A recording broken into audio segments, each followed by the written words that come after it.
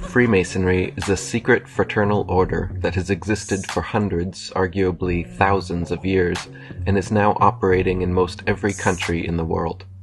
Masonry promotes itself as a philanthropic club for men of morals, and they perpetuate this image through members of the first 3 blue degrees.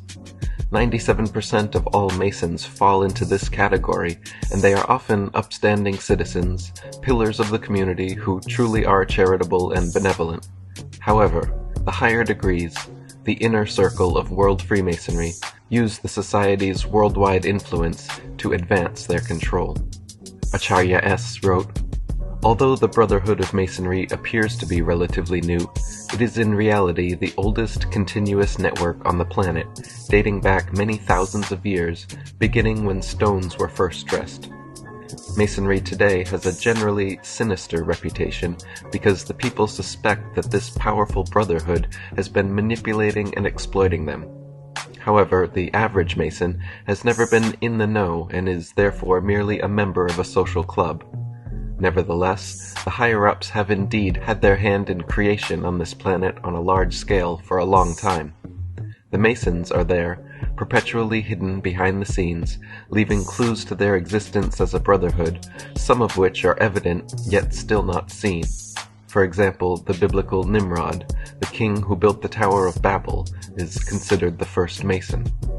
Jim Mars wrote, "The ongoing connective tissue between the modern and ancient secret societies has been Freemasonry, which existed as a formidable force long before certain lodges became Illuminized.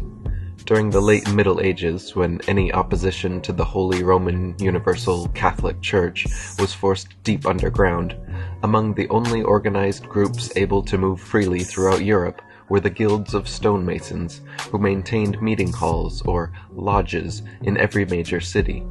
The Masons, who traced their own secret knowledge of architecture and building back to Egypt and beyond, were essential in the construction of Europe's churches and cathedrals.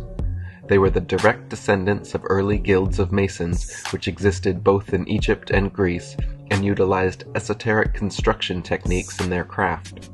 These techniques had been passed down through the sects and mystery schools, and some continue to confound modern builders. Freemasonry evolved over the last 1,000 years from the Knights Templar, and before that traces its roots to ancient Egypt, the Egyptian mystery religion and esoteric schools. Some believe the original Masons were the builders of the pyramids, or that they hold the secrets of those early master Masons. Freemasonry is not, however, merely a builders and stoneworkers guild. Right from the first degree, initiates take blood oaths, perform occult rituals, and begin learning about a number of arcane subjects, delving deeper as they rise in degrees. Some of the subjects studied and practiced include astrology, consciousness, magic, tarot, Kabbalah, the Tree of Life, sacred geometry, divination, scrying, theosophy, numerology, symbology, alchemy, hermeticism, the chakra system, auras, energy bodies, astral projection, out-of-body experiences, kundalini, geomancy, Masonic, occult history, and philosophy, metaphysics, epistemology, secret handshakes, and secret gestures. Masons rise in degrees through a process of rituals and initiations.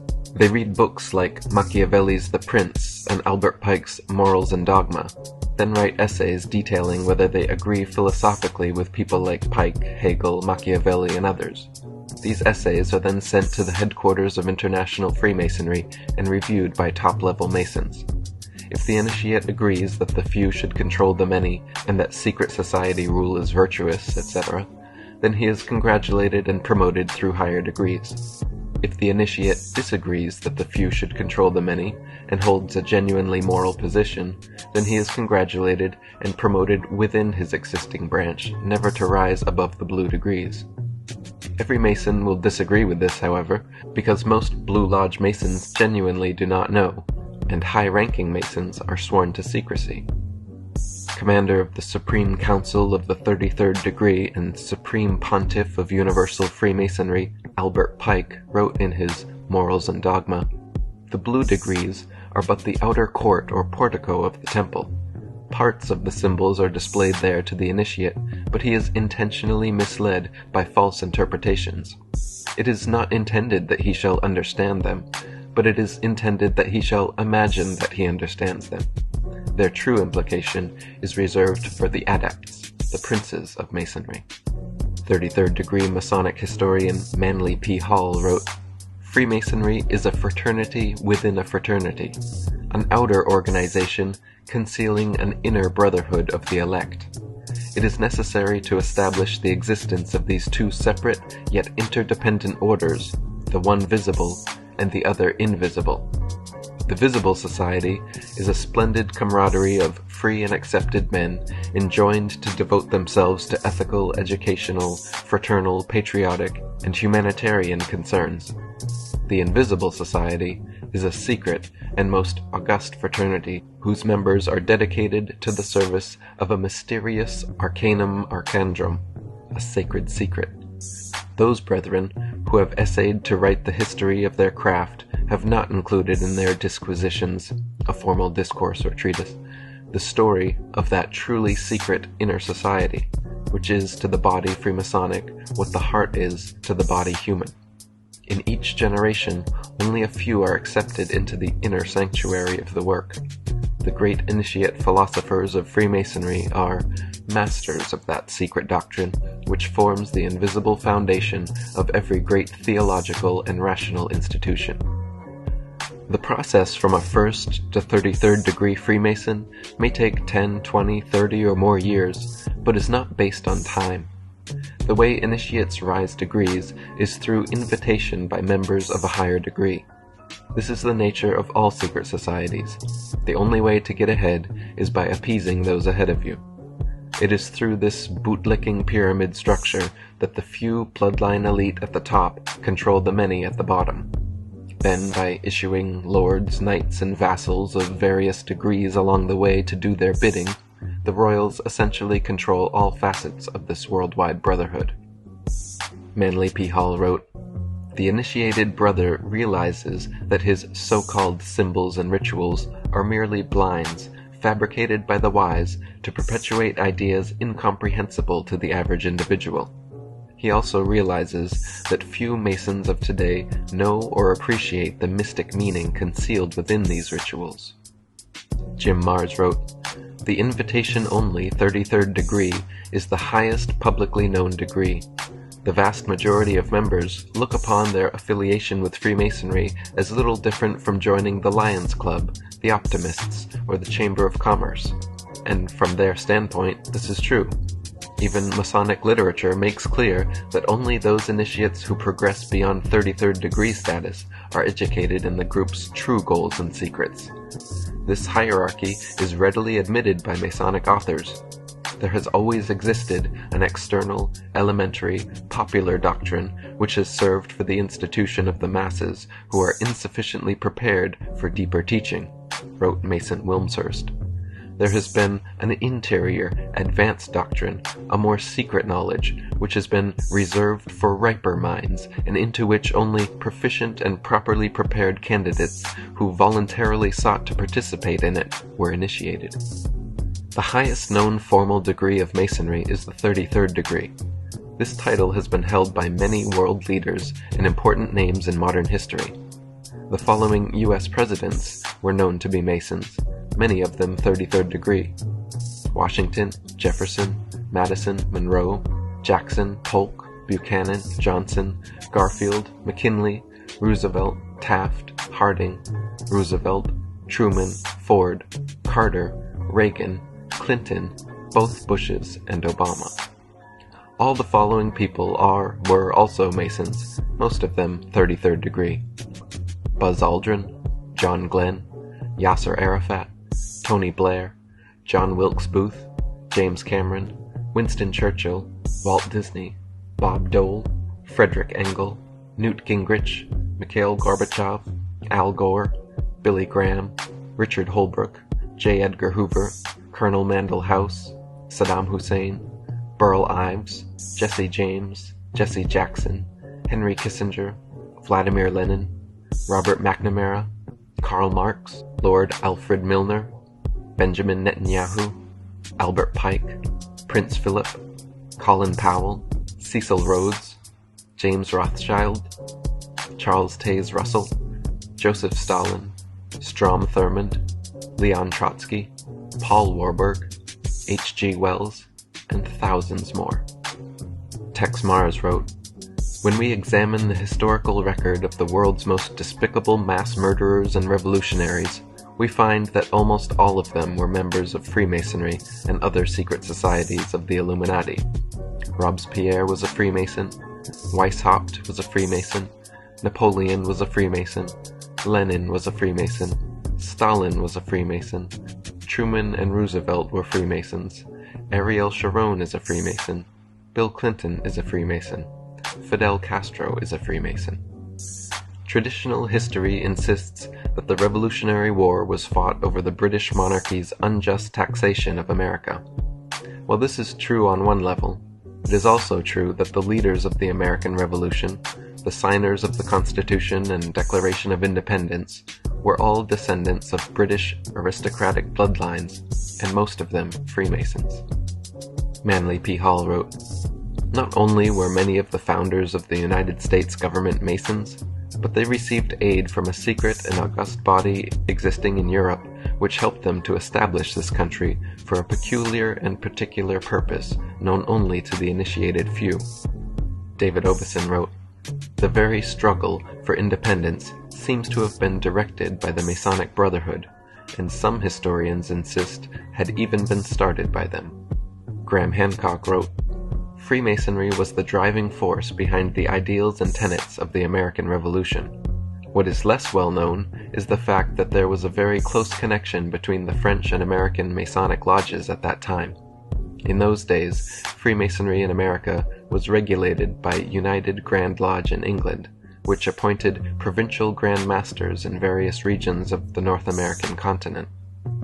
Before the Revolutionary War, the New World of the Americas lacked unity and autonomous identity.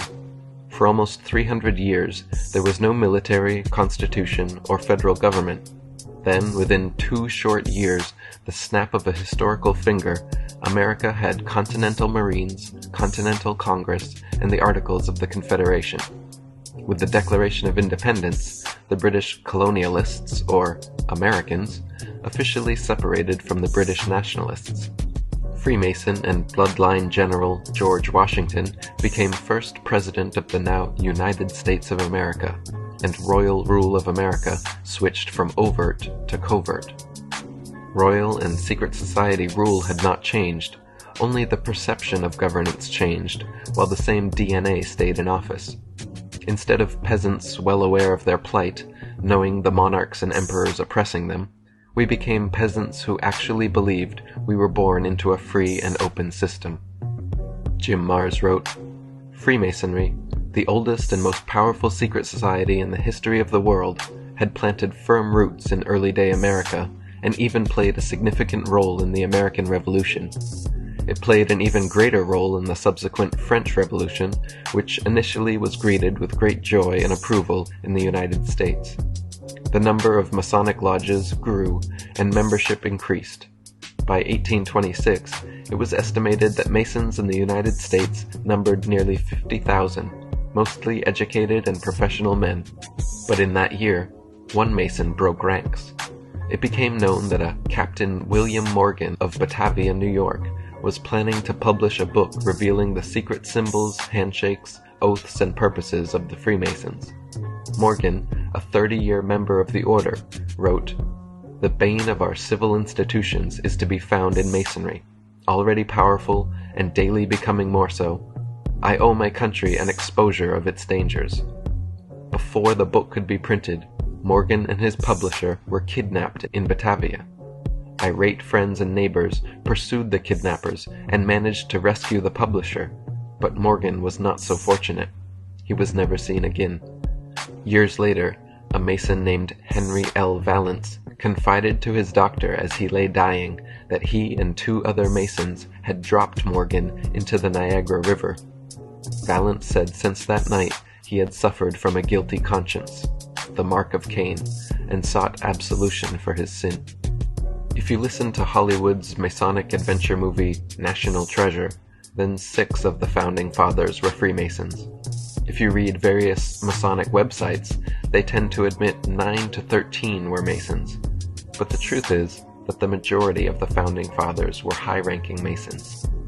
David Icke wrote, "Of the 56 signatories of the American Declaration of Independence, at least 50 were known to be Freemasons, and only 1 known not to be."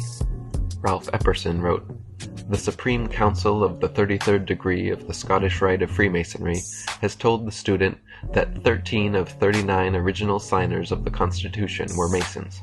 It is also interesting to note that there were 39 signers, exactly 3 times the Masonic number 13. 13 is an important number to the Masons. There are 13 degrees in York Rite Freemasonry, and there just happen to be 13 original colonies, including New York. New York is known as the Empire State, with the Empire State Building. But whose empire? Who's the emperor? Perhaps the York Rite Freemasons could tell us. 13 Masons signed the Constitution, along with 26, 13 times 2, non-Masons, making the 39, 13 times 3.